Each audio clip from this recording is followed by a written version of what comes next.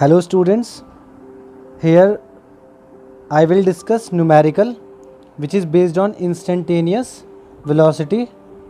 So the question is, the displacement of a particle starting from rest at t equals to 0 is given by x equals to 60 square minus t cube.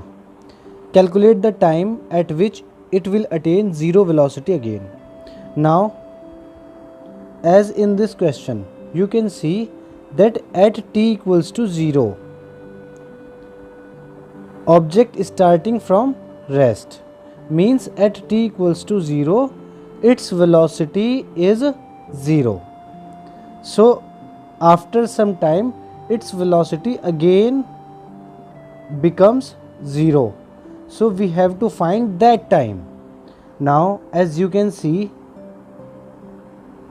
when the displacement is given in terms of time, then we will calculate instantaneous velocity.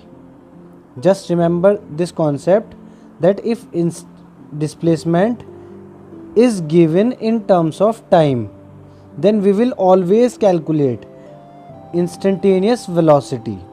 Now the formula of instantaneous velocity is v equals to dx upon dt, and it means we have to differentiate this x with respect to time. And when we differentiate this x, so first 6 as it is multiplied by the power, that is 2, and subtracting 1 from the power, that is t remains 1. So this term will become 12t, and again minus, first of all for this term we will write power, that is 3, and subtract 1 from the power, that becomes 2. So velocity will become 12t minus 3t square, as velocity is 0 as mentioned in the question. So I am putting 12t minus 3t square equals to 0.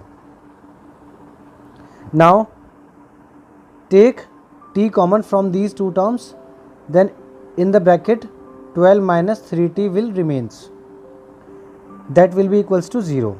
So from this point we can write that either this t will be equals to 0 or 12 minus 3t equals to 0. So t equals to 0 is the initial condition which is mentioned in the question. So we will calculate time from this situation, 12 minus 3t equals to 0. So this gives 3t equals to 12, and t gives 12 upon 3. So 3 ones are and 3 fours are, that will be equals to t equals to 4 second. So at t equals to 4 second, its velocity will be again 0.